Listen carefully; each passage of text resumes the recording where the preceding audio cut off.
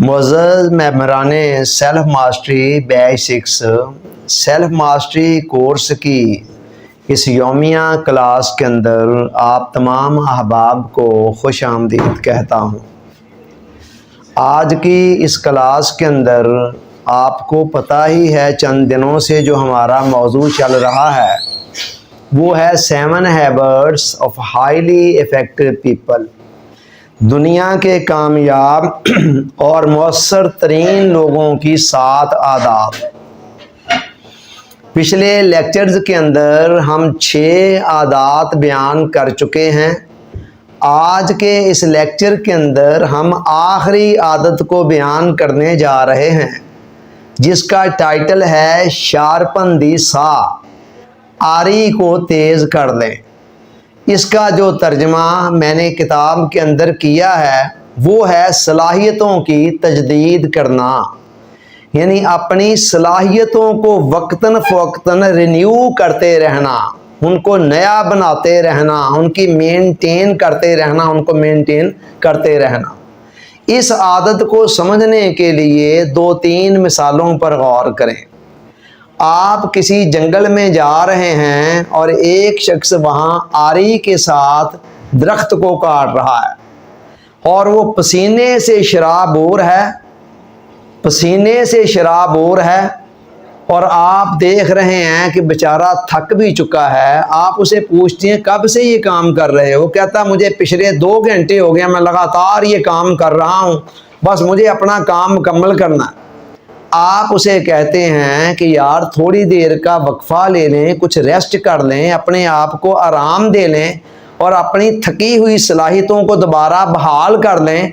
और इसके साथ ही साथ जिस आरी से आप दरख्त को काट रहे हैं ना, इसकी भी ज़रा थोड़ी सी इसको मज़ीद तेज़ कर लें, तो फिर आपके लिए काम करना ज़्यादा आसान हो जाएगा और आप थोड़े वक्त में ज़्यादा काम कर सकें। वो कहता नहीं मेरे पास इतना वक्त नहीं है आराम करने का और आरी को तेज़ करने का। आप खामोशी के साथ आगे चल पड़ते हैं और वो अपने काम को जारी रखता है। दूसरी मिसाल, हमारे यहाँ एक बड़ी मशहूर मिसाल लालच बुरी बला है के तहत हम सुनते रहे हैं कि एक आदमी को एक ऐसी बतख मिल जाती है जो सोने का अंडा देती है रोज़ाना। चंद दिन जब वो अंडे लेता है डेली बेस पर सोने के, तो फिर उसके अंदर लालच, हिरस, हवस, तमा बढ़ने लगती है और फिर एक दिन वो सोचता है कि ये मैं रोज़ाना जो अंडे का इंतज़ार करता हूँ तो मैं क्यों ना ऐसे करूँ कि बतख को ज़िबा करूँ और उसके पेट से एक ही दिन में सारे अंडे निकाल लूँ। वो बतख को ज़िबा करता है, वहाँ कोई भी अंडा नहीं होता है। तीसरी और आखिरी मिसाल देकर फिर मैं कंक्लूजन की तरफ आता हूँ। हमारे यहाँ अच्छी कंपनियां जो पंखे तैयार करती हैं वो साल तक चलते रहते हैं वक्फों के साथ, लेकिन कोई अच्छी से अच्छी कंपनी का पंखा भी आप अगर 100 घंटे तक कंटिन्यूसली चला लें तो 100 घंटे चलने पर उसकी अंदर से कुछ ना कुछ चीज़ ज़रूर ख़राब हो जाएगी, उसकी वायर डैमेज हो जाएगी, कुछ और हो जाएगा। वही पंखा जब मुनासिब वक्फों के साथ चलाया जाता है तो हज़ारों घंटे चल जाता है, उसे कुछ भी नहीं होता। अब इन तीनों मिसालों के अंदर गौर करें तो 2 चीज़ें हैं। एक है वो चीज़ जो आपको मिल रही है प्रोडक्शन, और दूसरी है वो ज़रिया जिससे आपको प्रोडक्शन मिल रही है। पहली मिसाल के अंदर आरी प्रोडक्शन कैपेबिलिटी थी, यानी वो ज़रिया था, वो सलाहियत थी जिसको हम पीसी कह सकते हैं, प्रोडक्शन कैपेबिलिटी। जिस ज़रिए से को प्रोडक्शन मिल रही हो इसको सिंपली पीसी कह लें। और दूसरी चीज़ क्या थी, जो बेनिफिट वहाँ से मिल रहा था लकड़ को काटने का, उसको आप प्रोडक्शन कह लें, जिसको सिंपली मुखफ़फ़ के तौर पर पी कह लें। दूसरी मिसाल जो मैंने दी उसके अंदर बतख पीसी थी और बतख से मिलने वाला अंडा पी था, प्रोडक्शन था। तीसरी मिसाल के अंदर पंखा पीसी है और पंखे से जो हवा और ठंडक हमें मिलती है वो पी है, प्रोडक्शन है। तो तीनों जगहों के ऊपर एक पीसी भी है और एक पी भी है। अब समझने वाली बात ये है, ये आदत हमें ये बताती है کہ آپ نے پی اور پی سی کے درمیان توازن کو برقرار رکھنا ہے. یعنی اگر آپ کنٹینیوس بیسس کے اوپر پروڈکشن کو لینا چاہتے ہیں تو پھر آپ کو اس ذریعے کو بھی مینٹین رکھنا ہوگا جس کے ذریعے سے آپ کو پروڈکشن مل رہی ہے. اگر وہ ذریعہ اچھی حالت میں نہ رہ سکا یا ختم ہو گیا تو ان صورتوں کے اندر آپ کی پروڈکشن بھی متاثر ہوگی. تو یہ عادت ہمیں یہ بھی کہتی ہے کہ اس دنیا کے اندر آپ کے پاس بہت سارے اثاثے ہوتے ہیں. گاڑی ہے تو وہ بھی ایک اثاثہ ہے نا, پی سی ہے وہ بھی, اس سے آپ کو جو بینیفٹ ملتا ہے, سفر کی سہولت ملتی ہے, وہ پروڈکشن ہے. اور وہاں بھی آپ دیکھیں نا, ٹیوننگ کرواتے ہیں, اوور ہالنگ کرواتے ہیں, کیا کیا کچھ کرواتے ہیں گاڑی کے لیے. اس عادت کا یہ کہنا ہے کہ آپ کو اس اثاثے کی بھی حفاظت کرنی ہوگی جس سے آپ کو بینیفٹ مل رہا ہے. اور اس دنیا کے اندر جتنے بھی اثاثے ہیں ان میں سے سب سے بڑا اثاثہ آپ کا اپنا وجود ہے. بڑے کمال کی بات ہے یہ. دیکھیے گا ذرا اس کی روشنی میں آپ کہاں کہاں مسٹیک کر رہے ہیں. یہ عادت کہتی ہے سب سے بڑا اثاثہ آپ کا اپنا وجود ہے. وجہ کیا ہے؟ دنیا کے اندر جتنے بھی کارنامے ہم نے سر انجام دینے ہیں ان کے اندر بنیادی فنکشن تو ہماری اپنی شخصیت کا ہے نا. اب اگر ہماری اپنی شخصیت ہی بیمار ہے, کملائی ہوئی ہے, پریشان ہے, تو کیا ہم نے کنٹریبیوٹ کرنا ہے؟ خدا کے اس خلیفے نے دنیا کی سٹیج پر کیا کردار کیا ادا کرنا ہے اگر وہ خود ہی بیمار ہے تو؟ چنانچہ اس اعتبار سے دیکھا جائے تو یہ عادت باقی ساری عادتوں پر عمل پیرا ہونے کے لیے بنیاد کی حیثیت رکھتی, یعنی انتہائی ایک دائرے کی حیثیت رکھتی ہے. چھٹی عادت میں نے کہا تھا اس سے پہلے والی 5 عادتوں کا پھل ہے, نتیجہ ہے. لیکن 7ویں عادت کے متعلق کہہ رہا ہوں کہ یہ ساری عادتوں کو اوور لیپ کیے ہوئے ہیں. باقی 6 کی 6 عادتوں پر عمل پیرا ہونے کے لیے لازمی ہے کہ 7ویں عادت پر آپ کنٹینیوسلی عمل پیرا ہو رہے ہوں, اپنی شخصیت کو کنٹینیوسلی مینٹین کر رہے ہوں. مگر میں حیران ہوتا ہوں جب میں دیکھتا ہوں کہ ایسے باذوق لوگ ہیں کہ جو گاڑی کے اندر پیٹرول کسی عام جگہ کا نہیں ڈلواتے, کہتے گاڑی خراب ہو جائے گی, اور اپنی جسمانی گاڑی کے اندر پتہ نہیں کیسے کیسے پیٹرول ڈلواتے رہتے ہیں. پکوڑے کھا لو, سموسے کھا لو, پیزے کھا لو, برگر کھا لو, شوارمے کھا لو, یہ کر لو. بازار کے آئل بنے ہوئے جو زہر سے کم نہیں ہے وہ ساری چیزیں دھڑا دھڑ کھاتے چلتے. وجہ کیا ہے؟ ان کو اندازہ ہی نہیں ہے کہ گاڑی سے کروڑوں گنا زیادہ قیمتی چیز ہمارا اپنا وجود ہے. اس عادت کا کہنا ہے کہ اگر آپ نے باقی عادات پر بھی خوش اسلوبی سے عمل پیرا ہونا ہے اور دنیا کی سٹیج پر کوئی کردار ادا کرنا ہے جاندار قسم کا, تو پھر آپ کو اس سب سے بڑے پی سی کی حفاظت کرنی پڑے گی. جہاں آپ کی زندگی ختم یا آپ کی صحت ختم, وہاں سب کچھ ہی ختم ہو جاتا ہے. پھر یہ عادت ہمیں یہ بھی بتاتی ہے کہ آپ نے تجدید کن کن چیزوں, آپ کی شخصیت ہے کیا. ہماری شخصیت کے ٹوٹل 4 حصے ہیں بڑے بڑے مین. نمبر 1 ہمارا یہ وجود جو نظر آ رہا ہے, جسم سر سے لے کر پاؤں تک اور اس کے اعضاء, انہی کے ذریعے سے ہم سارے کارنامے سر انجام دیتے ہیں نا.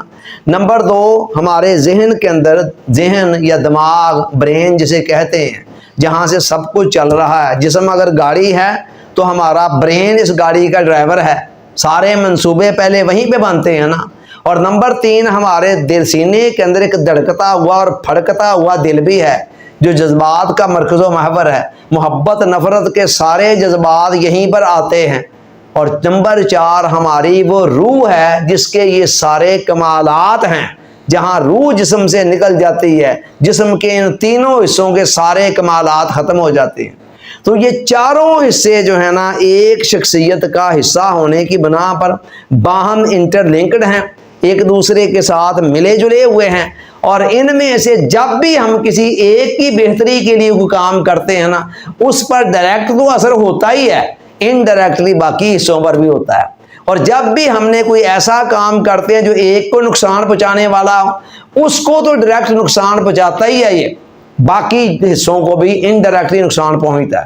مثلا شراب آپ پئیں گے تو خالی آپ کے جسم تک نہیں رہے گی, وہ آپ کے ذہن کو بھی معاف کرے گی، آپ کے دلوں پر بھی اثر ڈالے گی، اور اسی طرح آپ کی روح کو بھی زخمی بیمار کر کے رکھ دے گی۔ یہ میں نے جیسے ایک مثال دی ہے۔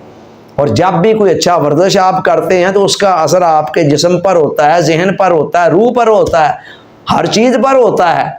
ڈائریکٹلی بے شک جسم پر صحیح، لیکن انڈائریکٹلی ان شخصیت کے تمام حصوں پر ہوتا ہے۔ چنانچہ یہ 7ویں عادت ہمیں یہ کہتی ہے کہ اگر آپ واقعی کچھ کرنا چاہتے ہیں تو پھر دنیا کی کوئی بڑی سے بڑی کامیابی بھی جو آپ کو اپنی شخصیت کی نقصان ڈیمیج کے بلبوتے پر ملے، ایسی کامیابی کو کنارہ کش ہو جائیں، ایسی کامیابی سے مال و دولت کو کمانے میں اتنا منہمک نہ ہو جائیں کہ آپ کی صحت کا بیڑا غرق ہو جائے، اور بعد میں آپ وہی مال و دولت خرچ کر کے اپنی صحت کو واپس لانے کے جتن کر رہے ہیں اور وہ واپس بھی نہ اس طرح آنے پا رہی ہو۔ یہ عادت کہتی ہے نو، کسی بھی بڑی سے بڑی کامیابی کے اندر بھی آپ نے اس حد تک منہمک نہیں ہونا جو آپ کو اپنی صحت سے غافل کر دے۔ اور صحت سے مراد خالی جسمانی صحت نہیں، جسمانی، ذہنی، روحانی اور قلبی، چاروں قسم کی صحتیں۔ چاروں قسم کی صحتیں صحیح ہوں گی، پھر آپ بھاگ رہے ہوں گے ترقی اور کامیابی کی شاہراہ پر۔ بالکل اسی طرح جب گاڑی کے چاروں پہیے الائنمنٹ میں ہوتے ہیں نا تو پھر گاڑی فراٹے بڑھتی جا رہی ہوتی ہے، لیکن اگر کسی ایک ویل کی الائنمنٹ بھی خراب ہو، باقی تینوں کی الائنمنٹ بالکل صحیح ہو، تب بھی کوئی حال نہیں ہوتا۔ آپ دیکھ لیں جسم کے اندر کسی جگہ پر درد ہوگا، ذہن بھی پریشان، روح بھی بے-چین، دل بھی کسی کی طرف محبت کے ساتھ مائل نہیں ہوتا ہے، اور اچھے تعلقات بھی نہیں، مزاج میں چڑچڑاپن آ جائے گا۔ اسی طرح ذہن میں کوئی پریشانی ہوگی تو جسمانی طور پر بھوک سوکھ جائے گی، عبادت میں دل نہیں لگے گا۔ تو یہ چاروں حصے ملے ہوئے ہیں، اور چاروں کے اپنے اپنے الگ الگ چیزیں بھی ہیں۔ مثلا جسمانی صحت کے لیے متوازن غذا ہونی چاہیے، اور اس کے ساتھ ساتھ متوازن غذا کے ساتھ ایک بھرپور نیند 6-7 گھنٹے کی، کم از کم 6 میکسیمم 8 گھنٹے کی، اور اسی طرح پھر معتدل ورزش ہونی چاہیے۔ اسی طرح کام آرام کے اندر ایک توازن ہونا چاہیے، اور حفظان صحت کے باقی جتنے اصول، جتنا آپ گڑ ڈالتے جائیں گے اتنا میٹھا ہوتا چلا جائے گا، ان کا جتنا دھیان کریں گے۔ اسی طرح ذہنی صحت کے لیے کیا ہے، ذہن کی غذا کیا ہے، نالج، علم، معلومات، اور کوئی حد ہی نہیں ہے۔ وَعَلَّمَ آدَمَ الْأَسْمَاءَ كُلَّهَا، اللہ کہتا ہے میں نے آدم علیہ السلام کو ساری چیزوں کے کلو ہم سب کے نام سکھا دیے۔ چنانچہ ہمارے ذہن کے اندر معلومات کو جمع کرنے کی کوئی حد نہیں ہے۔ اسی لیے آقا نے فرمایا اطلب العلم من المہد الی اللحد، مہد سے لے کر لحد تک علم حاصل کرتے رہے، اور افسردہ ہوا کریں اس دن پر جس دن کے اندر آپ نالج کی کوئی بات ہی نہ سیکھیں۔ وہ کتابی صورت میں سیکھ لیں، لیکچر کی صورت میں سیکھ لیں، کسی اہل علم کی صحبت میں بیٹھ کر سیکھ لیں، لیکن ڈیلی بیس کے اوپر ذہن کی تجدید بھی ہونی چاہیے۔ غور و فکر بھی بہت بڑا ذریعہ ہے، بڑے بڑے حقائق آشکار ہوتے ہیں غور و فکر، تفکر و تدبر کے ذریعے سے۔ قرآن نے جگہ جگہ پر غور و فکر کا حکم نہیں دیا۔ اسی طرح دل کی صحت کے لیے ضروری ہے کہ ہمارے دل میں دوسروں کی توجہ، ہمدردی، خیر خواہی اور دوسروں کے لیے محبت کے جذبات مچل رہے ہوں۔ دل کی بہت بڑی بیماری ہے نفرت، جو دل کو تباہ کر کے رکھ دیتی، اور دل کی سب سے بڑی صحت مندی ہے محبت، بغیر کسی کنڈیشن کے ہر کسی کے ساتھ حد الوسع محبت کرنے کی کوشش کرنا۔ اسی طرح روح کی صحت یابی کے لیے بہت ضروری ہے کہ ہم ڈیلی بیسس پر کچھ چیزیں، کچھ ٹائم عبادات کے لیے نکال رہے ہوں، کوئی ذکر، کوئی فکر، کوئی میڈیٹیشن، کوئی نماز، کوئی قرآن کی تلاوت، کوئی اور ذکر، اذکار، سوچ بچار وغیرہ وغیرہ۔ اور مزے کی بات یہ ہے کہ یہ جو سیلف ماسٹری کا کورس ہے نا، اس کے اندر آپ کی شخصیت کے ان سارے حصوں کے تقاضوں کو بڑی خوبصورتی کے ساتھ سمو دیا گیا ہوا ہے۔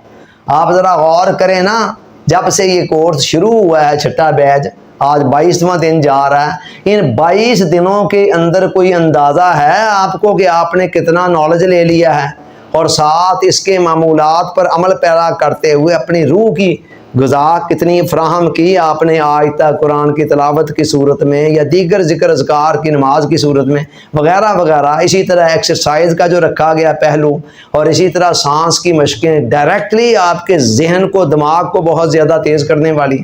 اللہ القیاس، اگر آپ سیلف ماسٹری کی چھتری تلے آ جاتے ہیں نا تو پھر 7ویں عادت پر عمل انشاءاللہ خود بخود ہوتا چلا جائے گا۔ اور میں تو یہ کہتا ہوں جو پہلی 3 عادتیں ہیں نا پرسنل ڈیولپمنٹ کی، اس کے حوالے سے بھی پھر آپ کو فکر کرنے کی ضرورت نہیں ہے۔ پھر آپ نے تھوڑا سا جو فوکس کرنا ہے نا وہ 4تھی، 5ویں، 6ٹھی عادت پر ہی کرنا ہے، اور وہ بھی پھر آپ کے لیے انشاءاللہ آسان سے آسان تر ہوتا چلا جائے گا۔ Thank you very much.